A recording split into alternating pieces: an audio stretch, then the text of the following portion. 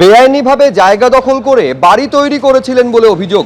এবার বহরমপুরের শহর যুব তৃণমূল নেতার সেই বাড়িতে চলল বুলডোজার। তৃণমূল নেতার নাম পাপাই ঘোষ। বেআইনিভাবে জমি দখল করে তিনি বাড়ি তৈরি করেছিলেন। তার স্ত্রী আবার পঞ্চায়েতের প্রধান। যদিও নির্বাচনের ফল প্রকাশের পর পাপাই ঘোষ এবং তার স্ত্রী পলাতক।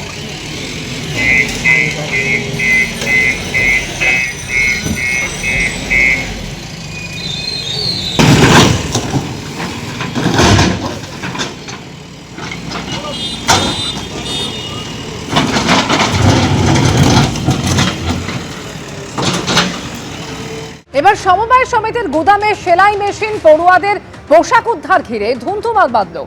রায়পুর থানার মঠগোদা গ্রামে তুলকালাম বাঁধে পুলিশকে লক্ষ্য করে ইট পাটকেল। পুলিশ সেলাই মেশিন পোশাক উদ্ধার করতে গেলে তুমুল উত্তেজনা তৈরি হয়। পাল্টা অ্যাকশনে নামে পুলিশ, লাঠি উঁচিয়ে তাড়া করে পুলিশ। স্থানীয়দের হটিয়ে সরঞ্জাম উদ্ধার করা হয়।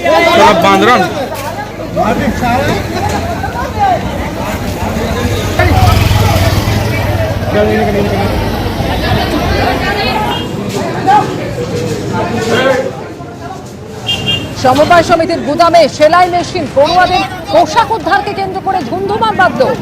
রায়পুর থানার অন্তর্গত মঠগোদা গ্রামে ইয়ে তুলকালাম বাঁধে পুলিশকে লক্ষ্য করে ইট পাটকেল ছোড়া হয়। পুলিশ সেলাই মেশিন পোশাক উদ্ধার করতে গেলে তুমুল উত্তেজনা তৈরি হয়। আর তারপরেই পাল্টা অ্যাকশনে নামে পুলিশ, লাঠি উঁচিয়ে তাড়া করা হয়। স্থানীয়দের হটিয়ে সরঞ্জাম উদ্ধার করে পুলিশ।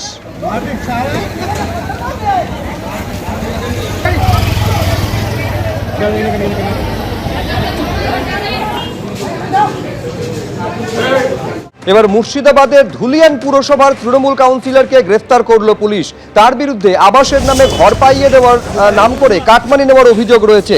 15 নম্বর ওয়ার্ডের তৃণমূল কাউন্সিলর, তাকে গ্রেফতার করা হয়েছে।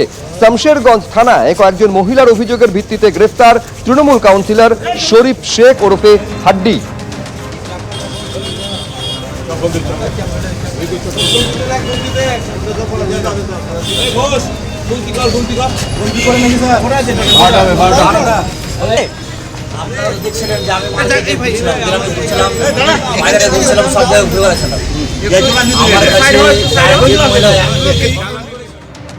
অভিযোগকারীর বক্তব্য আপনারা শুনলেন, যার অভিযোগের ভিত্তিতে গ্রেফতার করা হয়েছে প্রাক্তন তৃণমূল কাউন্সিলরকে। কার্যত অভিযোগের পাহাড়।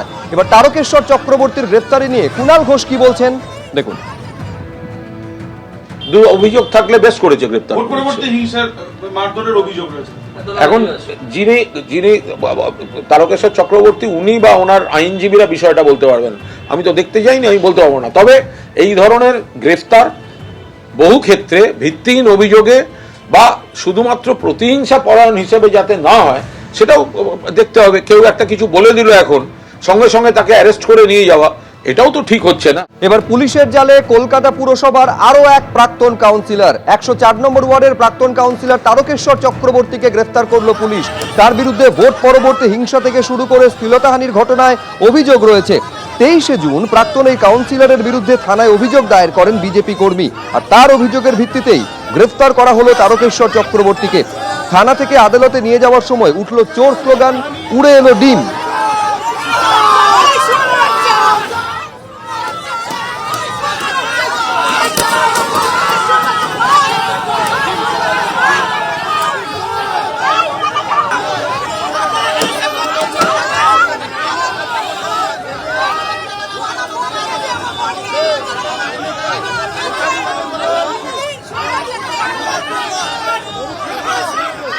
দেখতে পাচ্ছেন, যখন থানা থেকে বের করা হচ্ছে তখন তাকে উদ্দেশ্য করে শুধু চোর স্লোগান উঠলো না, একেবারে পরপর ডিম পর্যন্ত উড়ে এলো।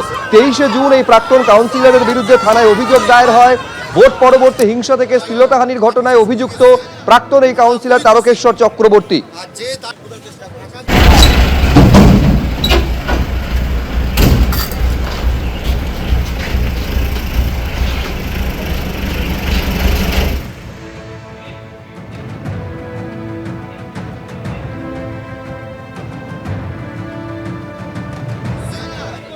খুবই খুশি। আর যে তার চেষ্টা করে একাধিক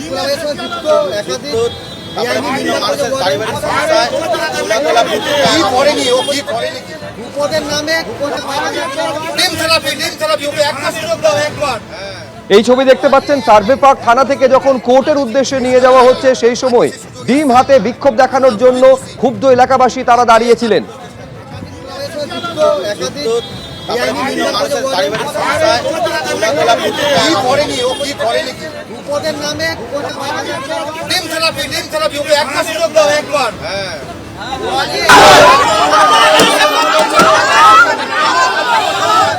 এই ছবি কিন্তু দফায় দফায় দেখা গেছে। এবার দেখতে পাচ্ছেন কোর্ট থেকে যখন বের করা হচ্ছে তখন একেবারে পুলিশের ভ্যান আটকে বিক্ষোভ দেখাচ্ছেন এলাকাবাসী এবং তারকেশ্বর চক্রবর্তীকে উদ্দেশ্য করে ডিম পর্যন্ত ছোড়া হলো।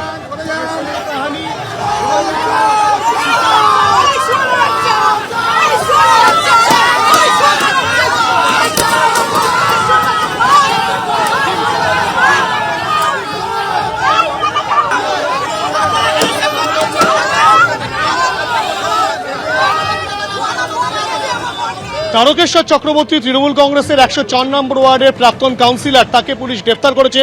সার্ভেপার থানার পুলিশ গ্রেফতার করার পর যে চিত্র দেখা যাচ্ছে যে থানার বাইরে ইতিমধ্যে পূর্ব যাদবপুর থানায় তাকে নাফিস করার জন্য নিয়ে আসা হয়েছে। থানার বাইরে কিন্তু সার্ভেপার্ক এলাকার বাসিন্দারা তারা রীতিমতো হাতে ডিম নিয়ে অপেক্ষা করছেন এবং একাধিক ডিম নিয়ে আসা হয়েছে এবং সেই ডিম নিয়ে এসেছে। এই ডিম আজকে 104 নম্বর ওয়ার্ডে বাড়ি বাড়িতে উৎসব হবে। আজকে চোর বেরোলে আমরা ডিম চড়বো। এই দিনটা অপেক্ষা আমরা ছিলাম। আজকে আমাদের খুশির দিন। এই কারণে আপনার হাতেও ডিম দেখতে পাচ্ছি। শুধু চোর না, চরিত্রহীন, তোলাবাজ, ওর হাতেও অনেকগুলো আছে যেগুলোকে ও ইউজ করতো। গরিব মানুষদেরকে অত্যাচার করে টাকা পয়সা নিয়ে। বিট্টু চৌধুরী, আপনারা ডিম নিয়ে ওনাকে মারবো বলে চরিত্রহীনকে। হ্যাঁ, অবশ্যই উনি চরিত্রহীন বলেই তো আজকে এসছি এই জায়গায়। চরিত্রহীন বেরোলে পরে ডিম ছোড়া হবে, এই কারণের জন্য তো এসছি। আর চোরের থেকেও চোর, মানে এইরকম চোর জীবনে করেনি। এই টাকা পয়সা দিয়ে নিজস্ব বাড়ি করেছে, নিজেকে ফ্ল্যাট কিনেছে, কোটি কোটি টাকা দিয়ে খরচ করে বিয়ে দিয়েছে। 2016 সালে আমার বাবাকে অ্যাটাক করেছিল এবং রাহুল ঘোষ বাড়িতে গিয়ে।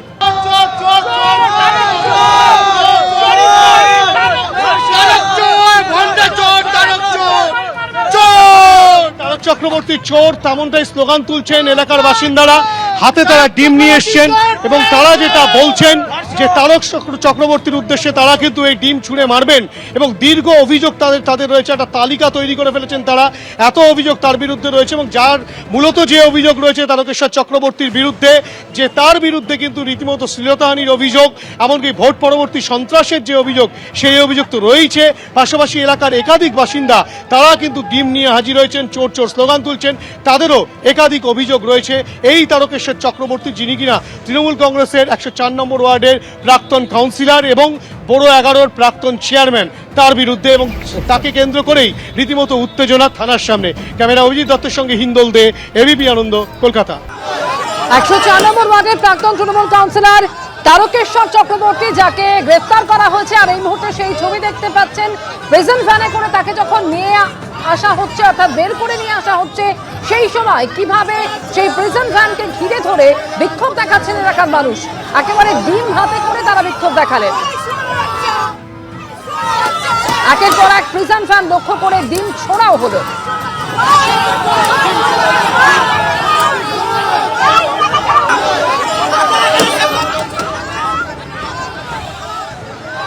এবং যার অভিযোগের প্রেক্ষিতে গ্রেফতার করা হয়েছে তারকেশ্বর চক্রবর্তীকে, সেই অভিযোগকারী কি বলছেন শোনাবো।